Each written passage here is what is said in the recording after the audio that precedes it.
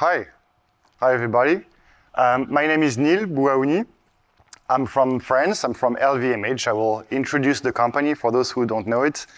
The title of the talk, Bold Alliance, it's kind of a maybe surprising partnership for those who are not too familiar with the fashion industry and why Epic Games would make sense to work with us.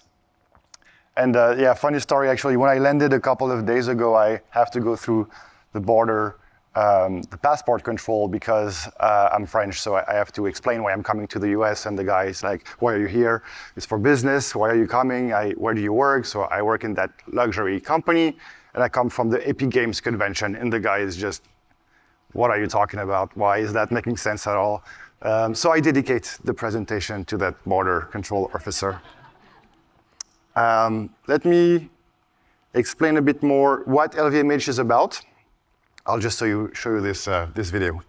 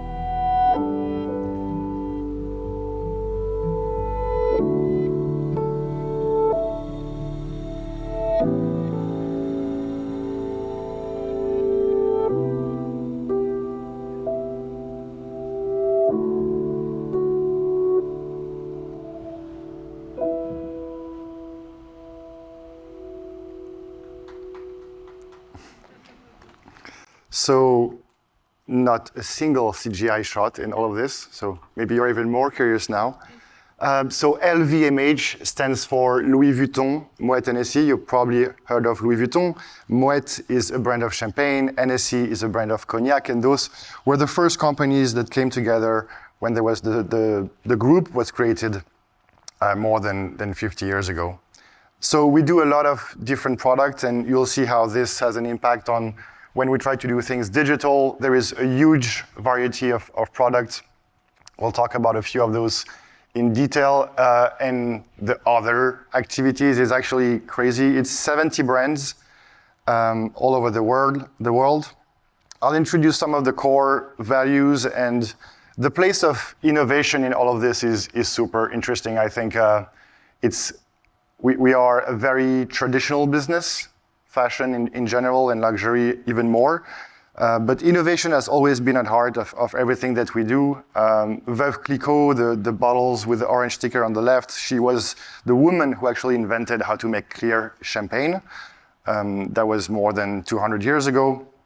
Louis Vuitton invented a special kind of locks, and he actually invited Houdini, the magician who was famous for breaking out of locks and chains, to try to open it, and he refused the invitation.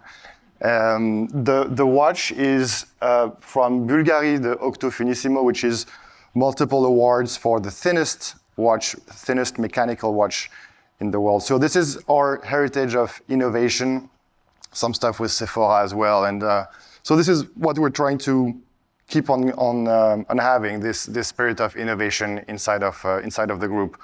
Those are some of the 70 brands. And I think what's super interesting is in blue, you have the dates, the age of certain of the companies, and you can see that it starts in 1365 with Clos des Lambrais, which is a very famous wine.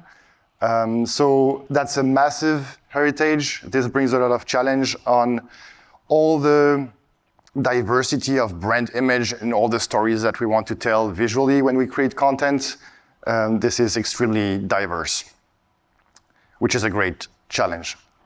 So I'd like to explain the partnership. I think this is the point of the talk, and I'd like to take you on this journey on the place of that visual storytelling always had in our company, and how this connects with what Epic Game does, and how this is a great synergy, I think. So on the right, you have an image which is from the 19th century, but is making references of middle-age icons, such as, like, they're not dressed like the 19th century, they're dressed like Renaissance or something like that. So even the very first elements of marketing, they were already playing with time and the references and the heritage and the culture. And I think this is part of this legacy of playing with popular culture and icons, and the notion of travel, which is super interesting. This is from Louis Vuitton, and the trunks were the first object that they ever made. And storytelling is super important for us. It's how we build the stories around the product. It's very important to go beyond the product. This connects really well to what we've been doing with Epic Games, how we create today experiences, and of course, digital production. And again, this is this heritage that we have, this legacy of telling compelling stories and embarking our clients into journeys. Same idea here, Rimowa on the left playing with the Hollywood symbols and icons, and on the right you have a photo shoot from the 50s from Dior, where a very famous photographer played with this heritage and having as much cultural symbols within those images. So all of this to say that our legacy of storytelling is extremely analog, in the sense of we've had photography for a very, very long time, and this is how we've been telling stories. Every campaign is generally done with very, very famous photographers, and this is to tell our stories as deep as possible and to embark on journeys with our clients. Another very interesting example of our heritage, and I think this is where we start to see the connection with what's going on today. The store windows is something that we've been doing for more than 100 years, and there is this really nice quote of the grandson of Louis Vuitton. So this is early 20th century, I think, 1920s. He really loved making those window fronts. And I think that those were the first screen, in a sense. People were passing by and discovering the universe of a brand, and today we scroll and we stumble upon an ad, and it's kind of the same idea. And he was hoping that in the future, people will keep on this tradition going, and it's going more than ever. I think he would be really proud. So within Louis Vuitton, but of course within the group, this has become kind of an art form of its own to tell stories. And you can see here that it starts to be connecting with stuff that we can do with Epic Games. I will show you later a few interactive experiences that we are created. This is a great landscape of creativity, those window fronts, how we can tell stories on people on the street, how this can then live on different digital channels. It's a great playground for us. So we have all this heritage that comes before us, but the world is changing. We know that the new generations are discovering our brands through digital channels. This is the core of brand discovery now. And that those digital channels are extremely voracious in visual content. Will it be dynamic with video animations, but also traditional CGI, just making images, and also experiences, which is making things even more interesting.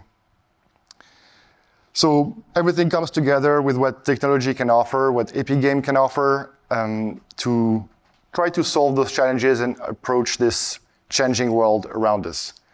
And from what you've seen before, we are not digital natives at all. And I think this is the massive difference with a lot of stuff you've seen for the past couple of days. So for us, all of this is a transformation challenge. It's not at all something that we are birthed out of or that we are familiar with. when I showed you those brands who are for sometimes centuries old, it's about reinventing a little bit of the way we work, which is the true challenge of this and makes it extremely interesting. Another interesting fact that connects to what I was saying before, we know that people put a lot of value on very high quality visual content, far more than text. This is what's really important. And this connects to the previous slide where I was saying that we are getting discovered digitally very, very often. And I'll talk about later how there is a big dilemma for us because most of our business happens in store and retail is still king in our business, but we're being discovered digitally. So we have to be able to find a way to balance those two things. So I was talking about luxury in general, and I'd like now to talk a little bit about the specificity of the group, what makes us particular. I'll start on the top right. As I said, 70 brands, many products. So we have, of course, watches, ready-to-wear, shoes, jewelry, high jewelry. So even within certain categories, you have another bunch of different categories. And this is all to say that as a group, we are not like an, for example, automotive group, and we make cars under different brands. Each brand has a huge number of products. And this is making it really hard in this scope of transformation and how we have to approach the future of storytelling and content creation and all of this. Craftsmanship is super important to us. Innovation, as I said, and I was mentioning that retail is king. So this is kind of the dilemma that we have. So going a little bit in detail, the idea with craftsmanship, it's really our essence. So Louis Vuitton, for example, he was 13 years old when he started to make trunks. He made an empire out of it, but he was a craftsman. And a lot of the brands that I've shown, it's craftsman excellency that creates companies. And the human hand is the best way to illustrate this excellence of the craftsmanship. So how does digital help us there? It's very interesting. It's a creative challenge, I would say. It's not about replicating that approach to the hand, such as we have on this picture, but it's about how digital helps us to show the craftsmanship, which is extremely interesting. And I think a great example for is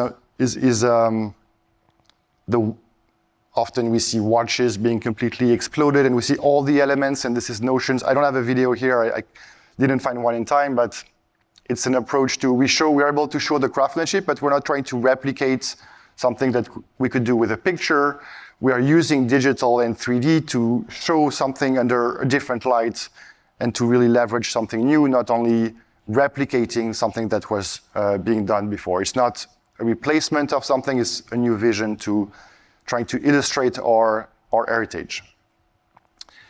So, as I was saying, 70 brands, all those different products, which makes it extremely hard. And here I just want to go a little bit technically. I didn't say about myself, but I'm a 3D designer by trade, so I've made in 3D a lot of this stuff before. And considering all those differences in the product, you can imagine that this is a massive challenge. For example, if we look at the leather bag, it's going to be a total kind of a different challenge compared to making a watch in 3D, of course, because for the watch, we are almost similar to what would happen in the automotive industry. We have a lot of files coming from engineering and how the file is being prepared before we create content around it. We have CAD, what we call CAD. For the bag, we don't. So do we decide to sculpt it? How we decide to do the texturing? For that bag in particular, we decided to do a lot of photogrammetry, which is something new for us, extremely interesting. So I've talked about Unreal Engine, and I will talk a lot about Unreal Engine, but there is also reality captures and other softwares that are very interesting for us. And photogrammetry is really fascinating, and even Gaussian splatting and what's coming after that is really fascinating. For the jewelry, the challenge is that a lot of stuff is made by hand. There is no CAD, but it's a hard product, so it's hard modeling, but without any CAD input, so it's another challenge. For the shoe, the Berluti shoe on the bottom left, it's a fascinating texturing issue that is really fascinating. And ready-to-wear has a whole other set of challenges. We work with Clo and softwares like that, but it's really complicated. So this is just to explain that we're trying to approach 3D with a transformative approach of having to create standards and things like that, but there is so much diversity that creating common solutions and trying to streamline all of this with this crazy landscape of product and the creative challenges is fascinating. And retail also is fascinating. As I said, we are being discovered more and more digitally on social media and all the digital channels that we know. But retail is still king, and a little bit like we have this dilemma with the craftsmanship. How do we use 3D? How do we use new solutions, Unreal Engine, and all the ecosystem that we have available to enhance this retail experience? So a few very interesting examples is that for a lot of stores, they don't have all the products available. It's really hard to have perfect logistics in all the store across the globe. So how can 3D help on that? How can we have apps for the sales advisor or content within the store to show that, yes, we have that bag or that shoe, but there is 15 different colors, and 3D can help a lot on that. Configurators is also something extremely interesting that only 3D can do. So again, it's not about improving something, but really, it's about improving an experience, but not only doing something that we were doing before in a new way. It's about creating new value, which is very, very interesting. So how do we create all of this? How do we connect the digital world with a retail experience is a whole set of challenges, which is very interesting as well. And so this is why we created the 3D Factory. We try to help all the maison. Sorry, maison is the French word for brands. We love using that. It sounds very fancy. So we try to help. We want to help those who have started to scale, because as I said, for example, in the watch and jewelry business, they do a lot of CAD, they do a lot of industrial files. So it's more about converting 3D information and transforming it for new experiences instead of starting from scratch, which is harder. So the leather goods, ready to wear, is a lot harder to do 3D for compared to others. So scaling 3D for those who have started already, and transforming those who either are starting or need to go deeper with a topic. So this is the discussions of being able to bridge applications, something that we've seen a lot today.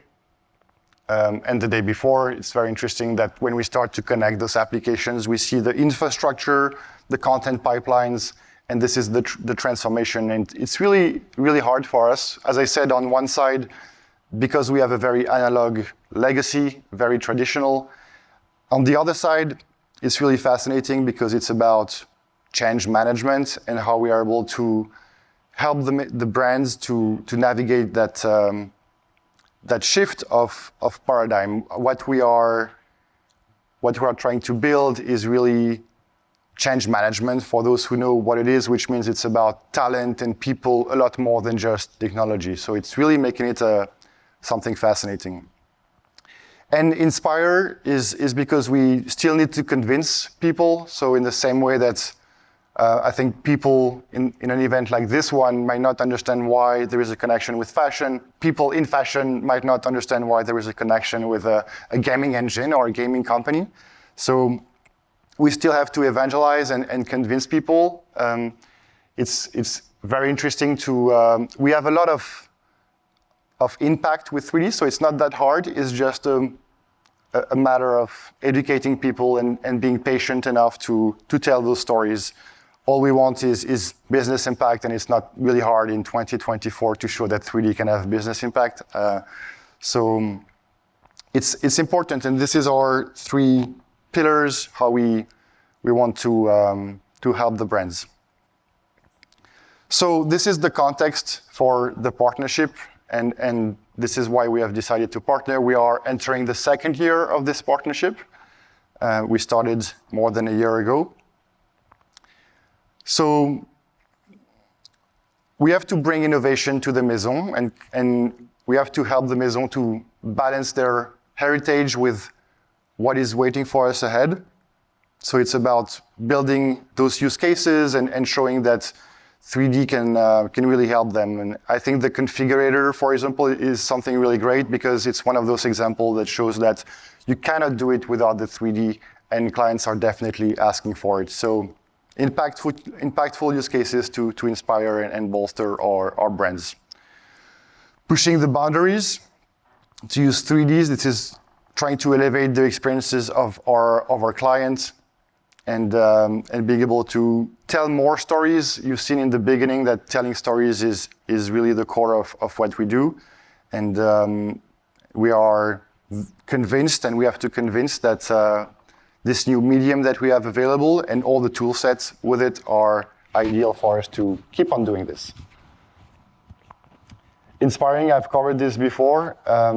It's a transformation, so inspiring takes a lot of shape. I will explain after what kinds of events and things like that we're creating for our brands. It's about keeping that excellence spirit and being able to go deep in each of the brands, understanding what fits best for them. And it's we have to collaborate as much as possible because of our heritage and where we come from. We cannot do it alone, so it's really about navigating an ecosystem and finding ways to tell stories with the right people. I will give a few examples now of what we've been accomplishing before the partnership and during the partnership and what we want to build in the future. So Bulgari created a metaverse experience a couple of years ago. It was based on Unreal Engine, but it was before our experience, and this was during the metaverse hype. And this was a very interesting exercise for the brand to be able to reimagine their identity within an experience. It was quite successful. It's really inspiring to see those brands having the courage to use those tools. And I don't have the video, unfortunately, but I think it's still on YouTube. Something a bit more current. So we had two great projects this year, one which came out, this one, and the following one, which are configurators. So this very interesting case that I've been mentioning. This was online on the Hublot website. So Hublot is one of our watches brand. And that was earlier this year. I'll show you the video.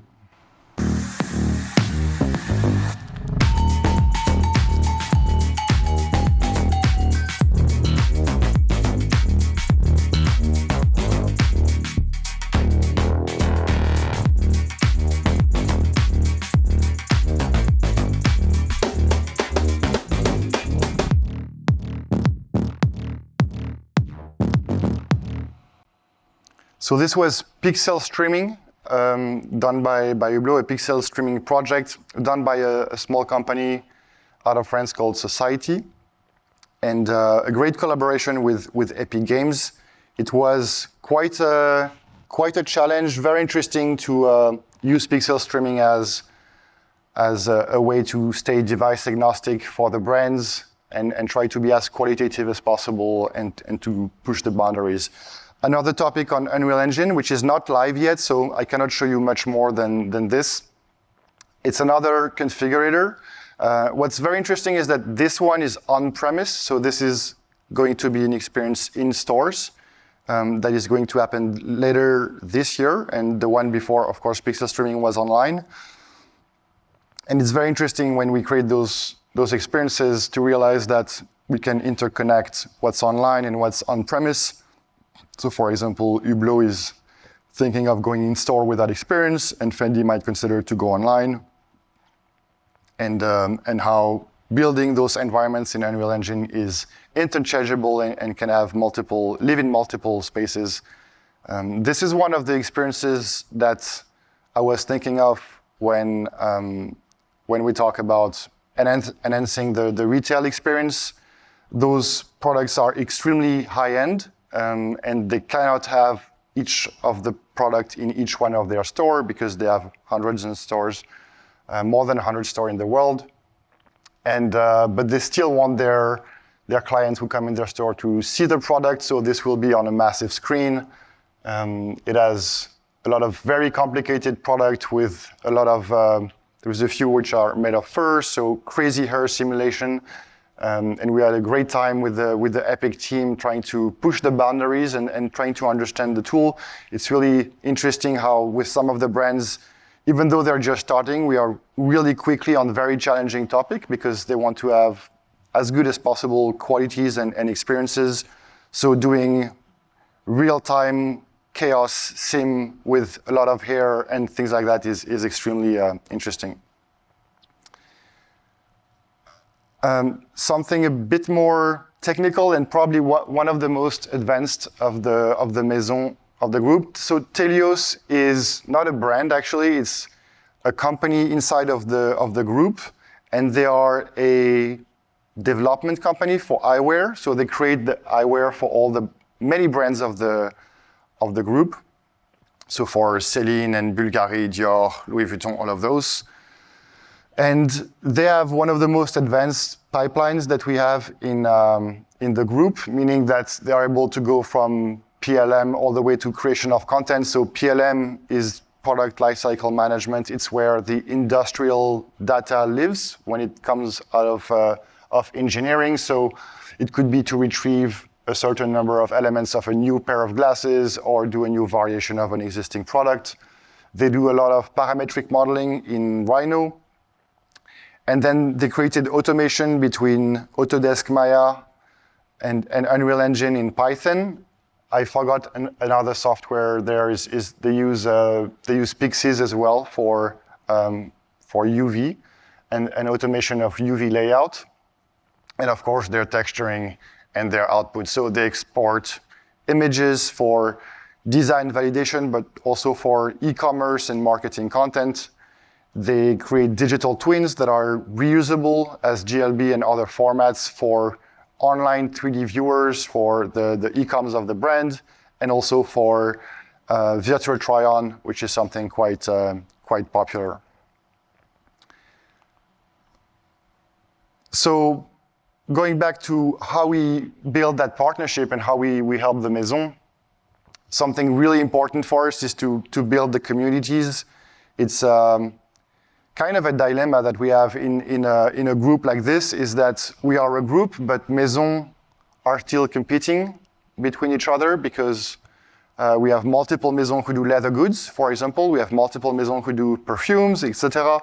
So in this kind of topic of innovation and transformation, we have to go beyond that. And it's really fascinating because it's one of the only opportunities we have to really bring people together, and it's extremely interesting. So we have, once in a while, we've created events to have members of the ecosystem of Epic Games and beyond to come in and inspire people and show us what's best in class at every moment.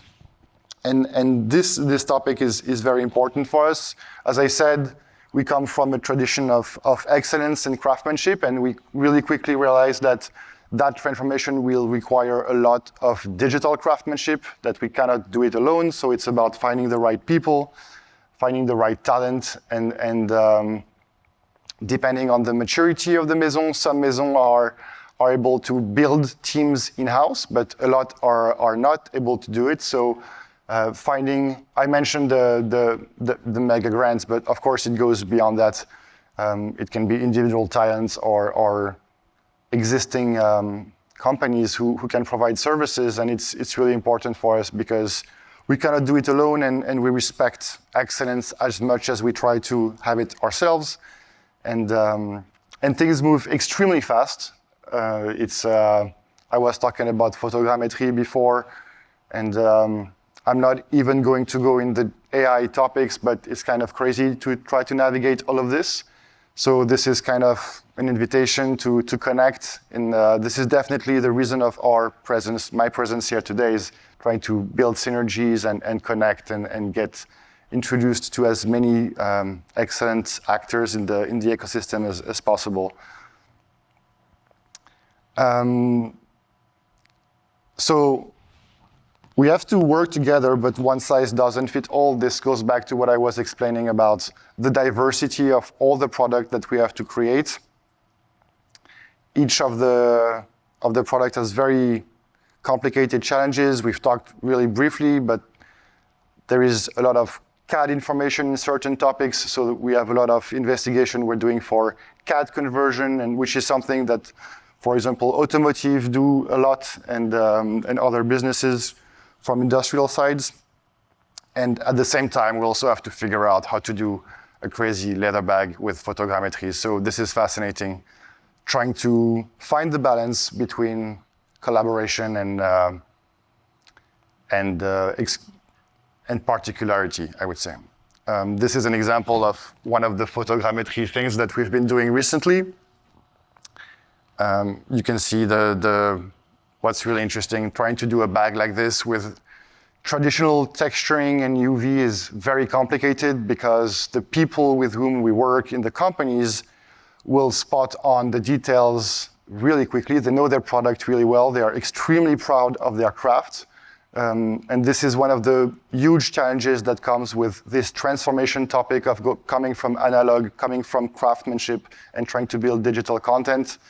You can see on the right, this is just a work in progress, by the way, but the torsion of the leather, how the grain adapts to the way that the shape twists is extremely important. So if we would do a traditional, which we did, a normal UV application of a texture with a replicable, like a tileable texture, or even with procedural texture, it's really, really hard to get that torsion at the level of the seam tension. And if you look closely, it's extremely rich.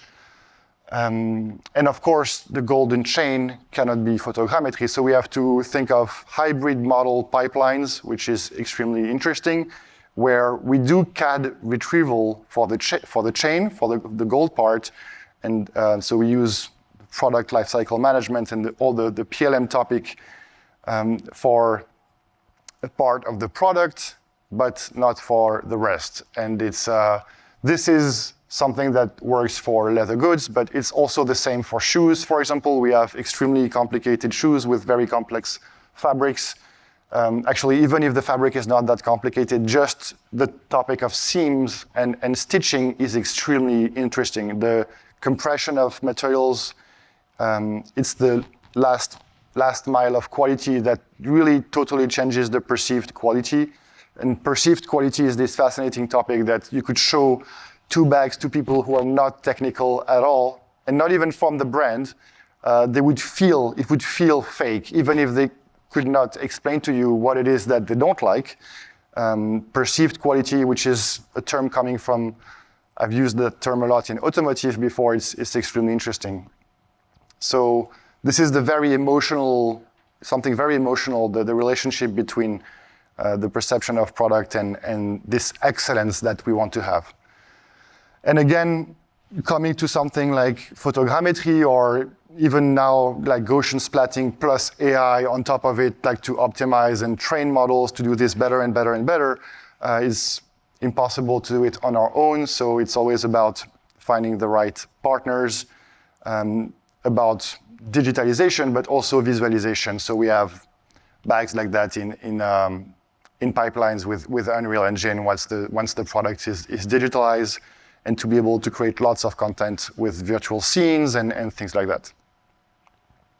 So yeah, I forgot to mention, but something very interesting on that, which is a contradiction of this, is that even though one size doesn't fit all, when we do find a common ground, we have to leverage it as much as possible. So as I said, we have multiple brands who do leather goods. Once we're able to solve something like this, it's going to interest multiple brands. And this is the very interesting part of sharing know-how, and the know-how is definitely this topic of craftsmanship, which is so important to us. And we have to share on this and to be able to navigate it together. We in the time in which we live, we cannot afford each maison to have to solve this individually. We have to do it together, which is really interesting. So what does the future holds for us is extremely interesting. There is a lot, of course. I've talked about a lot, but I think it's just to have a few ideas to maybe start the discussion. I hope to have a good session of Q&A with you guys, because as I said, this is really a dialogue, and I wanted to make you understand our journey. I would love insights if you guys have insights. But my insights are, yeah, the place of digital twin is really something extremely important. And what we've seen before is that 3D is quite punctual in our brands. So we do 3D here and there, and we do a few different experiences. But now this 3D and the digital twin, so the 3D version of our product, have to become something extremely basic. It has to become something completely natural, exactly like in other industries, other product-making industries, but also industries like that are fully digital. That's why it was super interesting to be here and to hear about new USD pipelines and things like that, and how it's moving forward, and how people are leveraging very complicated assets. USD is definitely something that we are looking into. And this is a very interesting challenge, is how does this become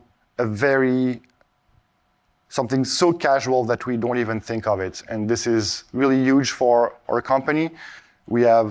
Many of our brands have thousands of products, so we cannot instantly make all those products, but how we approach this topic together is very interesting. And lastly, 3D is extremely interesting in relationship with Gen AI. Of course, you know that the key to AI is the data set. Always, it's the training and the training material, and how we are able to refine models, because on-the-shelf models are never enough. So we have those multiple departments in the group that are meshing together, and the data set topic is extremely interesting for us. We can only leverage AI if we are able to have very structured information from our brands, and 3D is a great way to leverage that. So just a few ideas to sum up everything that I've just said. We have those big dilemmas, those big contradictions that we have to face. We have to stick together as a group, but also as an industry, so it's very interesting. We know that one size doesn't fit all, but that we have to collaborate. We have to educate and build communities within our company to be able to evangelize and build the topic further. We need to navigate an ecosystem of partners.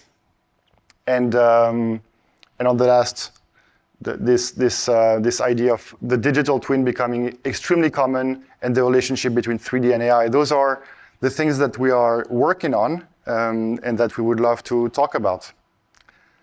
Thank you very much for your attention, and if anyone has any question, we'll start a small Q&A.